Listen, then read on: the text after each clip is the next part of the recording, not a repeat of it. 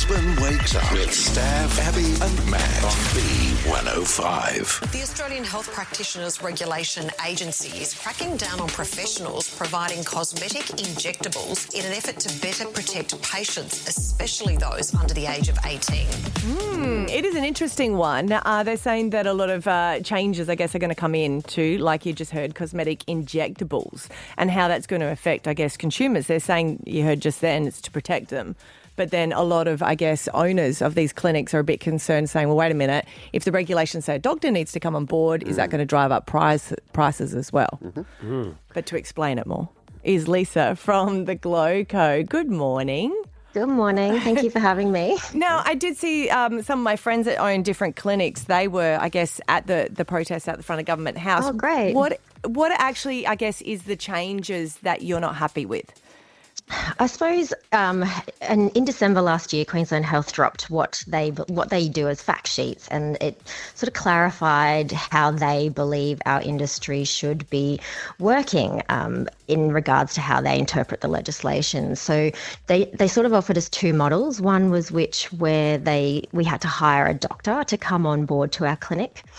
Or, excuse me, my voice is really sore after yesterday. So then the other option was a pharmacy model where a patient could come in, get a prescription, and then they could actually bring their prescription in the original fact sheet to a pharmacy and then bring the drug to us to inject for them. So we had quite a lot of concerns about both of those models, one of which is actually nothing to do with the doctor having to come to our clinic to see our patients. It was actually all about the buying and the storage of the medications. So the medications that we use are like your anti-wrinkle medications and your filler medications are S4 medications. So they are regulated, and we do have very strict regulations for all of our clinics under our prescribing doctors, but they just don't want nurses to be able to buy them like we currently do. So we understand that, but there has to be some workaround with us. Unfortunately, from what we're aware, and we have quite a big network of nurses from all over Queensland, is that there's actually been no, they say they've talk to industry, but no nurses who actually own these clinics have been consulted in all of this. And we're talking, 800 to 900 cosmetic nurses in all of Queensland and about 600 clinics that this could affect. So it's a huge change. Is this a moot point, though, being Queensland? Because isn't it coming in federally as well? The federal government's making changes across the board?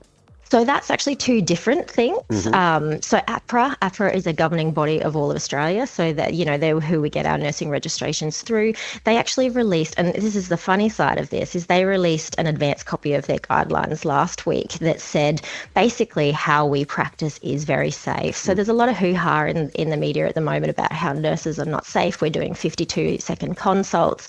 And look, to be honest, I mean, most people might not even know how we function. So if you were to come to me for an anti-wrinkle consultation, I will sit with you for at least 20 to 30 minutes and go through everything, your medical history, your allergies.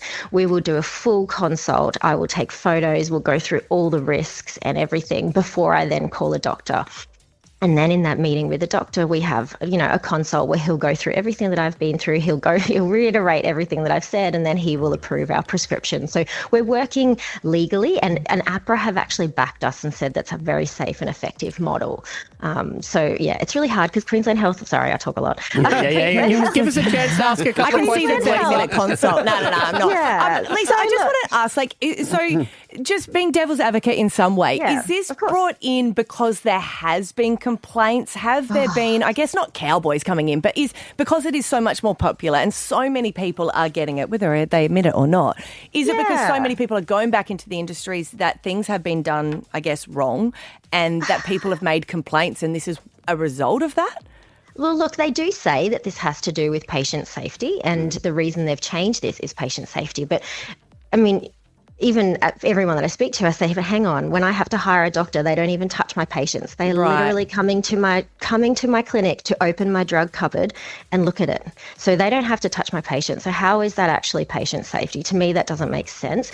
We're actually asking for a poison. So plenty of other places in Australia, so Queensland, WA and Victoria, have what's called a poisons license, where they can get accredited for their clinic, and that way they can store and buy medications from a designated person. So that's what what we're sort of asking for Queensland Health, and they're really not even, they won't even engage with us, unfortunately. So we have had many emails, tried many times to book meetings with them, and they won't engage with the nurses who own these clinics, which is really devastating. As a husband of someone who I know gets Botox, my biggest concern, Lisa, is how much more money this is now going to cost. Exactly right. So what's the cost going to be on that? So, both models are going to be costly, and it will cost you more. So Damn it. we're talking minimum per month for a clinic is $850 to hire a doctor. Right. So that's and I'm a very small business. I just be do my careful local here. community. I'm going to find out the actual price compared to the price that she tells me. And that's, hey, look, she can probably just sell stuff on Marketplace. I have plenty of patients to do that. Wow. But at the same time, so we're talking minimum $850 a month, and people go, oh, well, you'll be able to do that. The average cost is $1,000. My patient's average cost of anti-wrinkle is not $1,000, and I don't want my patients to have to pay more purely because in a way, it's disrespecting our profession, and it just feels like an attack on our industry. Is there a level of nurses? Because this is what really blows my mind, is that some nurses are already able to prescribe if they're like the top one. Does that make sense? Yeah, so there's nurse practitioners. So this is the other funny side with our industry is you can only be a nurse practitioner after extra training, which is excellent, but they actually stopped nurse practitioners from becoming nurse practitioners in cosmetic medicine about 4 years ago. Right. So if you're a cosmetic nurse in cosmetic medicine, a nurse practitioner in cosmetic medicine, you would have been approved long before.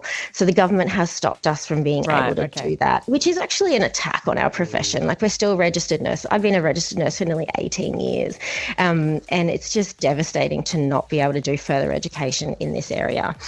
But look, APRA guidelines are trying to stop people from coming straight out of university into this area, which is great. We're happy with those changes, anything like that. You've really got to have some idea of what you're doing in a hospital situation before you can, assess a patient. No doubt. Well, Lisa from the Glowco, really appreciate your time this morning. Thanks for coming on. Stav, Abby and Matt for breakfast. B105.